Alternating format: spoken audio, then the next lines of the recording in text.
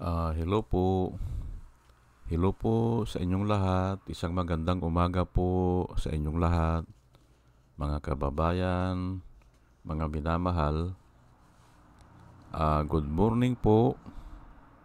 Ngayon po ay asingko ng Agosto. Ah,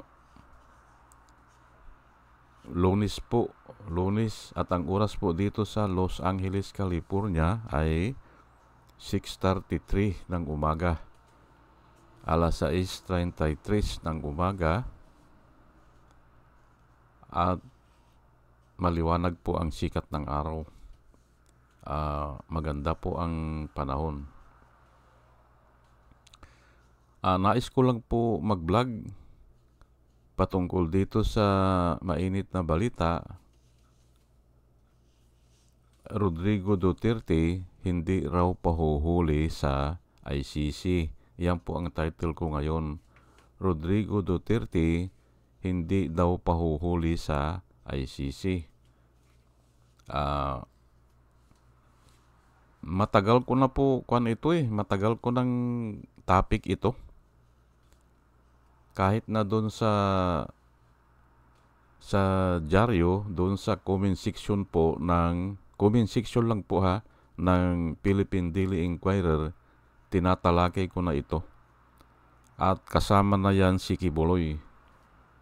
At ngayon, mayroon pang bonus ay kasama na rin ata ito si Bato de la Rosa. Ganyan na rin ang sinasabi. Opo.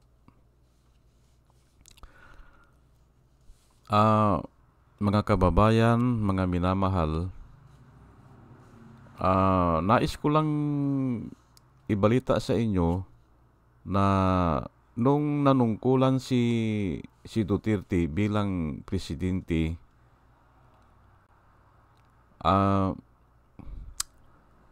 may sapantaha ako na darating sa ganito.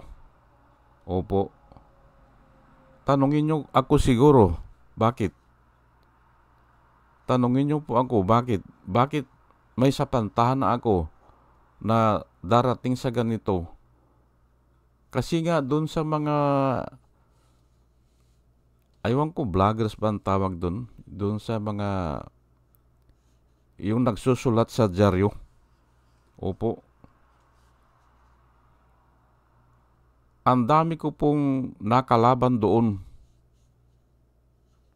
sa nagsusulat sa dyaryo. Yung sa comment section po At ang isinusulat nila ay Romans 13. Romans 13 po ang isinusulat nila. Ngayon ay ang Romans 13 po, kabisado ko po yan.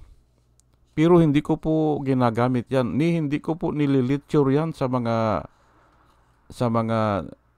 Bible study. Pero kabisado ko yan.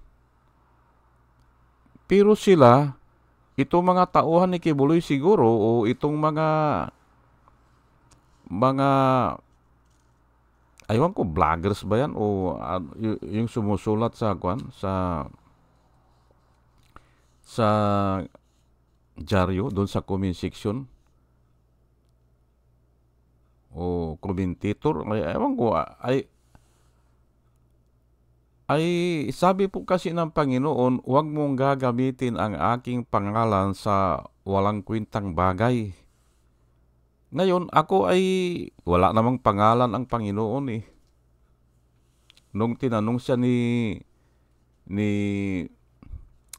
Moses, anong pangalan mo? Para kung tanungin ako ng mga tao, ay yun ang sasabihin ko. Sabi ni Moses ay ang sabi ng Panginoon, I am that I am, sabi niya, hindi ba? Wala siyang pangalan na ibinigay.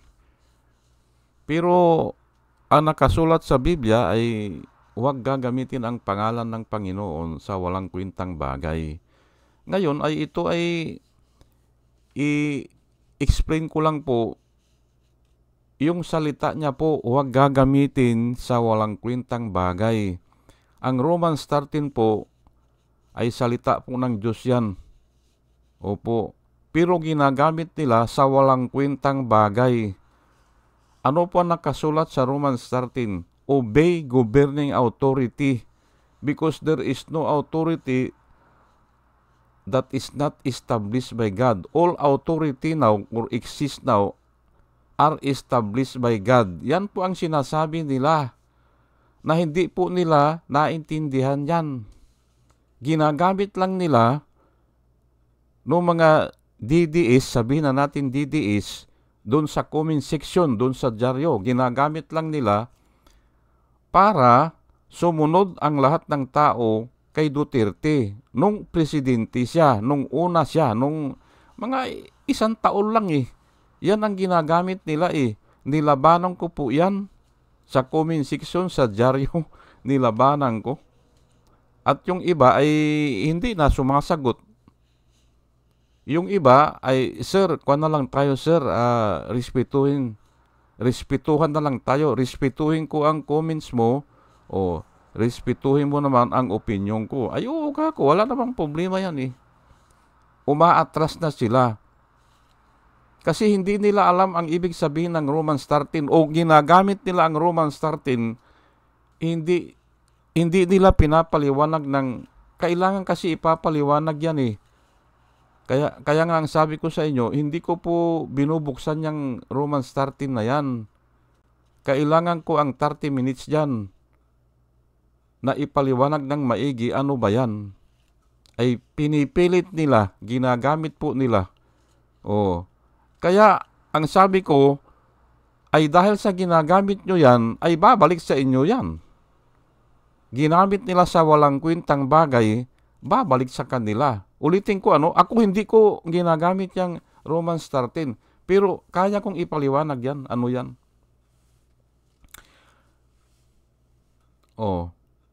Ayan po At yan po ang ipapaliwanag ko po sa inyo ngayon. Babalikan natin ang Romans 13 at magbibigay ako ng 2 pang verse para maliwanag. Opo. Ano po ang kuwan ko? Rodrigo Duterte hindi daw pahuli sa ICC. Ay yung nga iba hindi pahuli ng buhay Pero ayaw ko nang banggitin niyang pahuli ng buhay. Pahuli na lang sa ICC. Hindi ba kabaliktaran yan doon sa Romans 13? Hindi ba? Ang Romans 13 po, obey governing authority. Pero nga, mahirap pang ipaliwanag yan kasi nga, saan ang hangganan yan? Di ba? At yan po ang ipapaliwanag ko please bear with me. Pero bago ang lahat po ay nais ko munang pasalamatan itong first batch. Ito po sila si Rosana Narumi ng Japan, si Al Ulalia ng Bacolod, Pampanga, Librager, Alex Sarmiento, Dolor Garcia ng Milano, Italy, Nana Antibi ng Bahrain, Will Otaib ng Laguna, Nilson Balyaran, Julia Magbanua ng Singapore, Andre Deliver, Arnold Pernan ng Cebu, Larry Narbais, Joshalan Elenita Skrapler ng Germany. Salamat po sa inyong lahat. Ben Puno, Leti Peralta ng Mamburao Occidental, Mindoro, Maribel Baligat Colio, Querti Q, Jonah M, Rinaldo Abintino, Mel Herrera ng Ibaston, Illinois, Ernesto Aborque, Pleasure Eduarte, Hiasmin San Juan, Roman Di Paz, Mary Grace Santos, Pacmando, John Cabrera, Lowen Sigako, Ike Maglasang, Linda Trasmonte, Linda Walton, Sasha Andigwid, Lenny Bungat, Agripino C, Eduardo Gonzales ng Singapore, Bumble D, Juana Duco, Ernesto Honrado, Josephine Lucas, Bert Abogado, Demetrio Pascual, Soledad de Maculangan, Brinda Martin, CG Torio, Mirchol Torrentino, Brother Pacamara, Manuel Lim, Danilo Magno, Lawrence Alindayo, Edelberto Infante, Boss Reyes, Paul Vincent Lim, Sonny Gaya, Rupino Baldos, Betty Velasco, William Ilay, John D. Cinco, Victorino Repran, Norman Nabatar, Bonifacio Avila, Danilo Magno, Carl Alman, Salvi Ibanez, Domos Ticton, Tibtib Mercado, Bernadette Francisco, Yoser P.O., Silir Andres, Hermihenil Dogardi, Ruben Delpin, Mama Gina, Lance Sumintak, Leonardo Asibis at saka si Jose Tosi. Salamat po sa inyong lahat. Ito naman po ang mga vloggers na nire-recommenda ko po sa inyo na ating panoorin o suportahan. Ito po sila, no?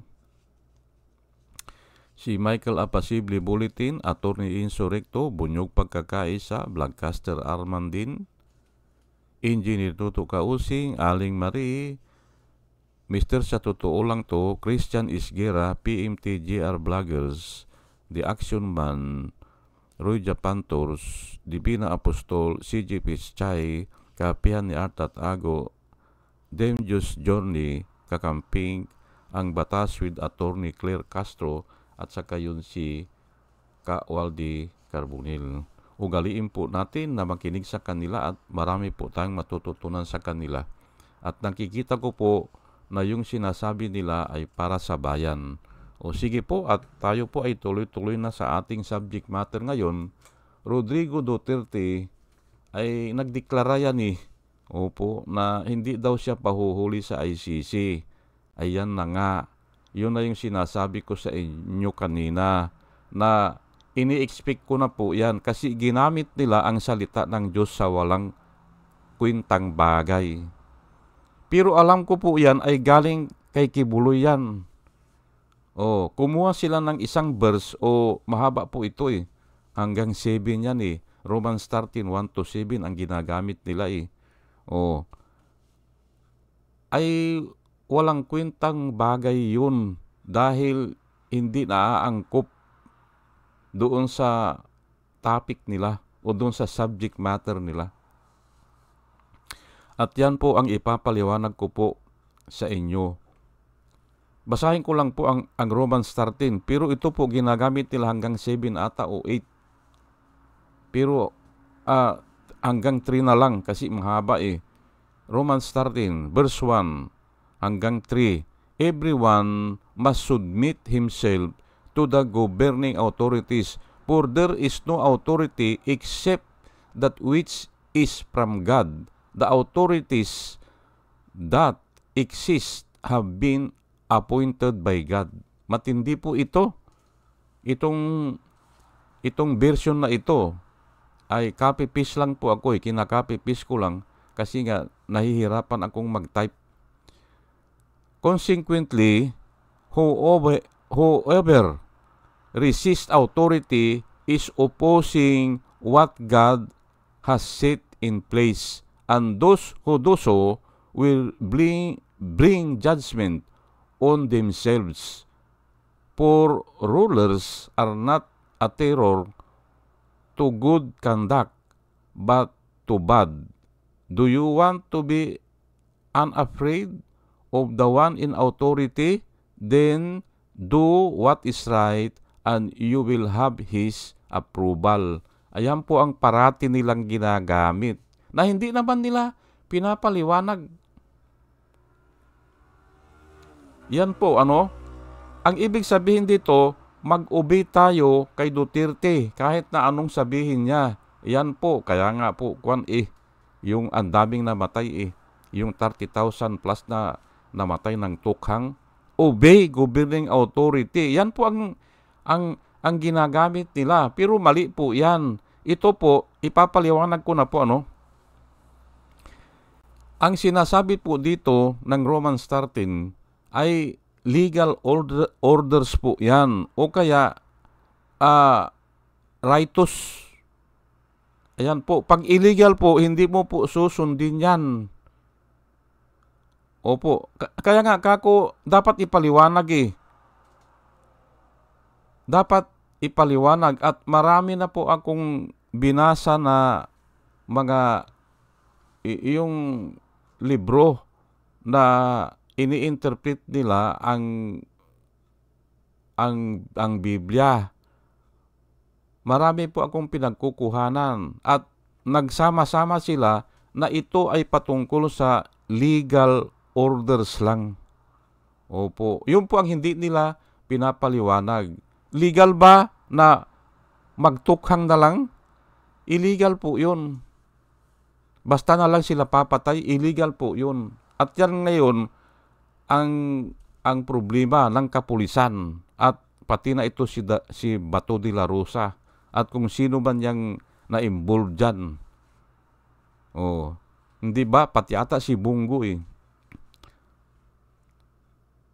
Ayan po. Ngayon, ipapaliwanag ko lang po itong Romans 13 na ito. Una ay legal orders po yan. Pero kung sakali man na hindi ma-identify, kung sakali man napakahirap po eh. Kung saan ilalagay ang demarcation line, napakahirap po. Pero kahit na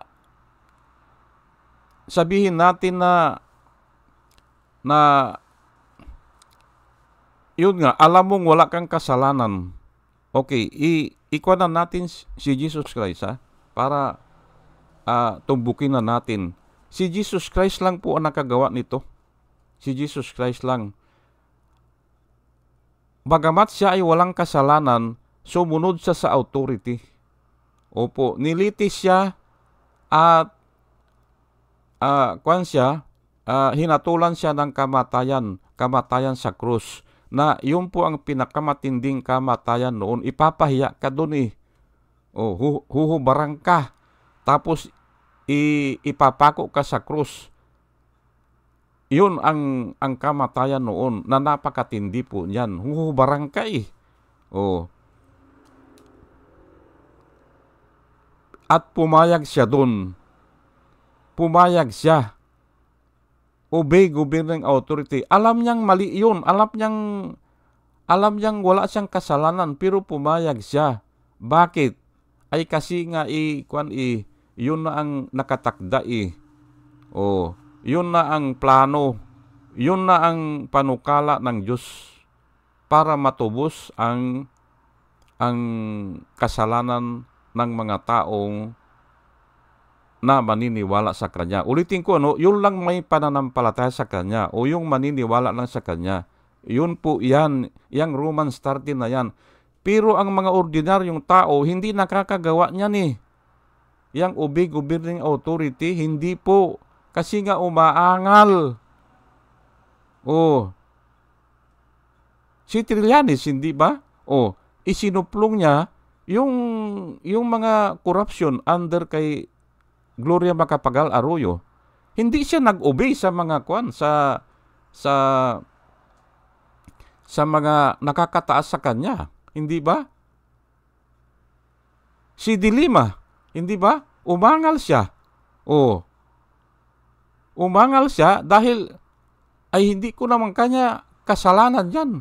Hindi ako nagdodruga. Hindi ba? Kaya nga, walang makakagawa nito na tao. Maliban na lang yung mga itinakda. Maliban na lang. Pero 1 in a million siguro. Yung ganun sa ginawa ng mga apostolis. At yung mga pastor siguro na nakatakda na ganun. Pwede yun. Obey governing authority.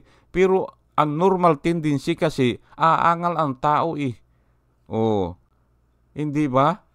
Pero nga ay gusto nila pasunodin ang tao. Kaya ginamit nila ito. Ngayon, sa kanila bumalik ngayon. Ayan po, ulitin ko ito ay patungkol kay Jesus Christ na bagamat siya ay walang kasalanan pero nag-obey siya sa governing authority na noon ay mga Romans ang may karapatan na pumatay ng tao noon.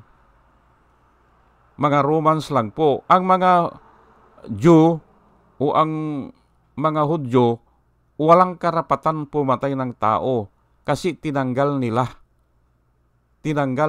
yung parusang kamatayan. Opo. tinanggal nila. Parang ganito rin sa atin, walang kamatayan yan eh. Yang usapin na yang pwede bang bitayin ang tao o hindi? Walang kamatayan pong issue yan. Noon pa yan. Wala pa si Kristo. Dinisisyonan ng mga Diyo yan na tanggalin ang kamatayan dahil diyan kanya, kaya tayo pinarusahan, sabi nila. Dalawa yan eh. Yung nagtatrabaho tayo kanya ng Sabado at saka yung death penalty. Tanggalin na natin yan. Kaya nung panahon ni Jesus Christ, tinanggal na nila yan. Kaya hindi nila mapatay si Jesus Christ. Kaya ang gusto nilang papatay ay yung mga Romans. At ang sabi ng Romans, kami lang ang pwedeng pumatay ng tao ng death penalty. Ayan. Walang ibang magdesisyon dyan. Ganun po yan. Titus 3, verse 1 and 2, remind the believers to submit to rulers and authorities, to be obedient and ready for every good work, to malign no one, and to be peaceable and gentle, showing full consideration to everyone. Ayan po, inaatasan po ang mga believers to submit to rulers and authority. Yan po ang Titus. Ang 1 Peter naman, chapter 2, verse 22 hanggang 24 po, babasahin ko lang po kaya nga ito ay patungkol kay Jesus Christ eh. He committed no sin, and no deceit was found in his mouth. Wala pong namutawi na kasinungalingan sa kanyang bibig. O yung corrupt communication. Pag ano ang sinabi ni Jesus Christ, yun po ang totoo. O yun ang tama. Kasi ngayon corrupt communication po ang mga politiko, hindi ba? Corrupt communication po yan. Halos lahat po ng mga politiko, corrupt communication. Opo. Ang sinasabi ng mga politiko, what our friends are for. Hindi ba? Ganun Hindi ba? Corrupt communication po yan. Corrupt communication po yun. What our friends are for. He committed no sin, and no deceit was found in his mouth. When they heaped abuse on him, he did not retaliate. When he suffered, he made no threats, but entrusted himself to him who judges justly. Ayan po ang ginawa niya. Bakit hindi siya pumalag? Nung ipinapako siya, ay alam niyang wala siyang kasalanan. Bakit hindi siya nagmura? Bakit hindi siya nagbanta? Pero pinagkaloob niya ang kanyang kapalaran sa Diyos, him, sa Diyos na nagja-judge righteously o justly. Ayan po ang rason. Opo. Na kahit patayin siya, ay alam naman niya na i-justify naman siya ng kanyang ama o ng Diyos. Ganun po yan. May justice pa rin.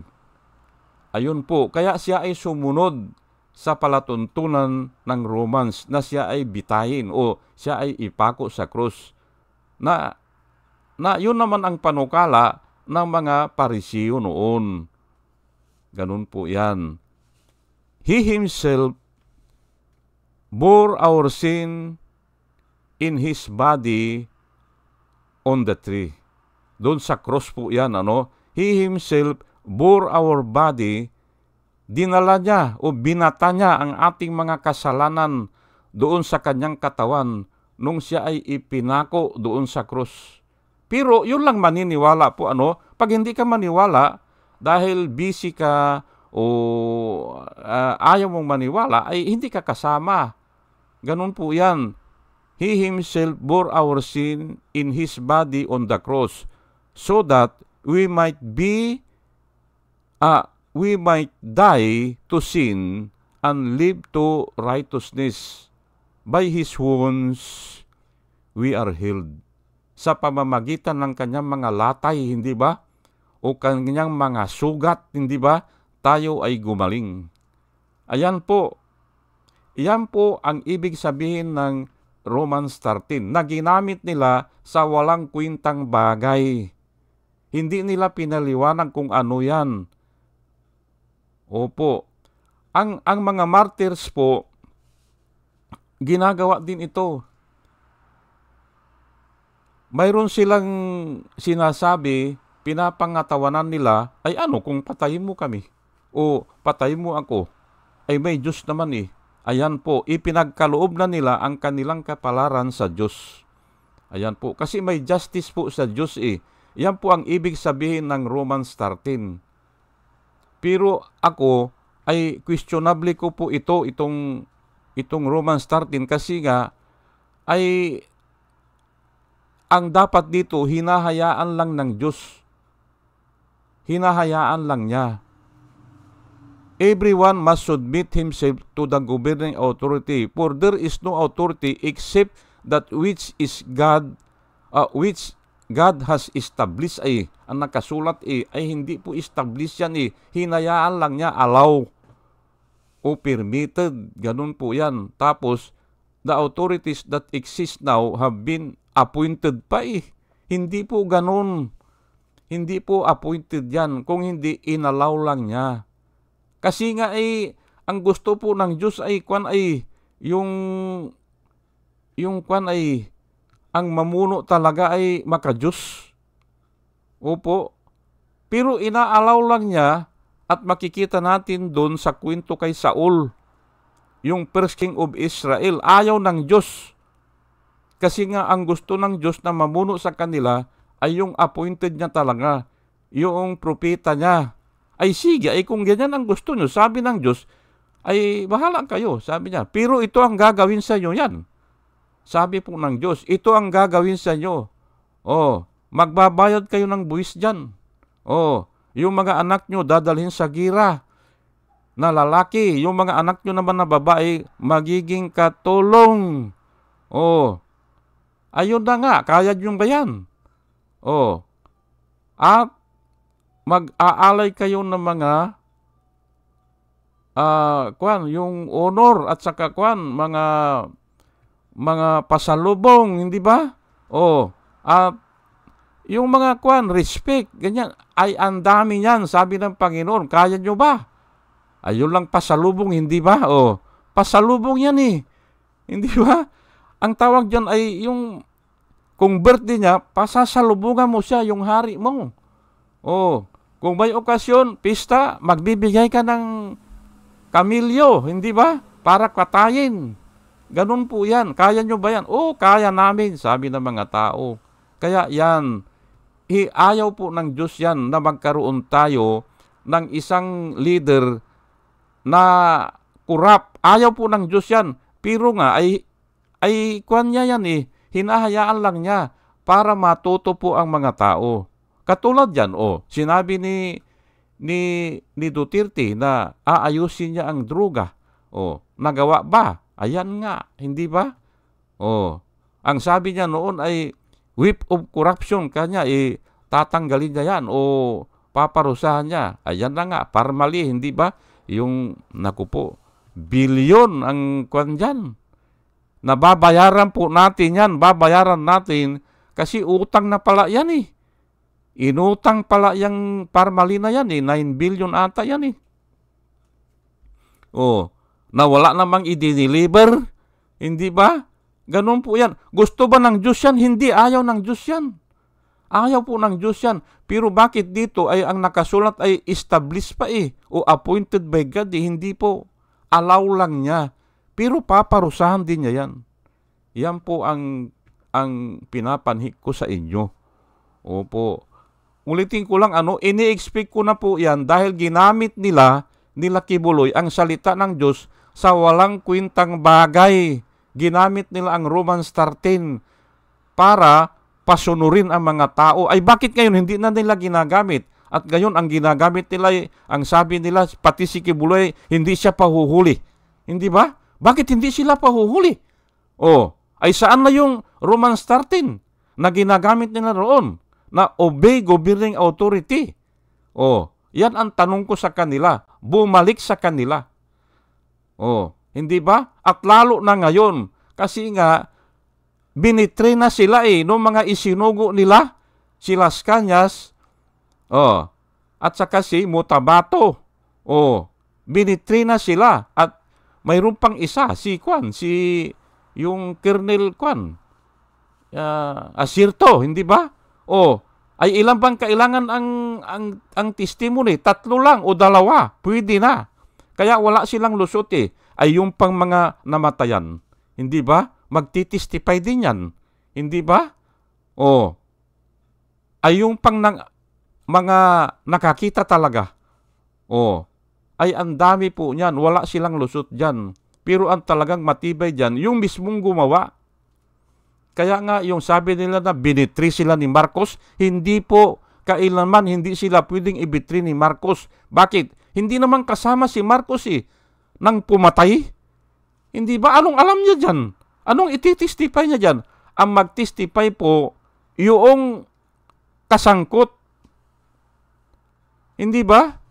At yun ang betrayal. Gumagamit po kayo ng word na hindi nyo alam Hindi po betrayal yan kay Marcos. Hindi. Hindi pwede mag-betray si Marcos kasi nga hindi siya kasama Ganon kay Enrile nung binitray niya si Marcos. Nung binitray niya yung tandang Marcos, ganon. Kasi kasama siya sa partner in crime siya nga Hindi ba? Sige po, at palagay ko ay marami na tayong natutunan at yan po ang panalangin ko sa Panginoon na sana yung nakikinig po sa akin, mga kababayan, mga minamahal, ay magkaroon po ng wisdom na nanggagaling po sa itaas o sa Panginoon. Sige po, at hanggang dito na lang po mga kababayan, mga minamahal, ay isang magandang umaga po sa inyong lahat. Good morning po sa inyong lahat at salamat po sa inyong pakikinig. Salamat po ng marami. Salamat po.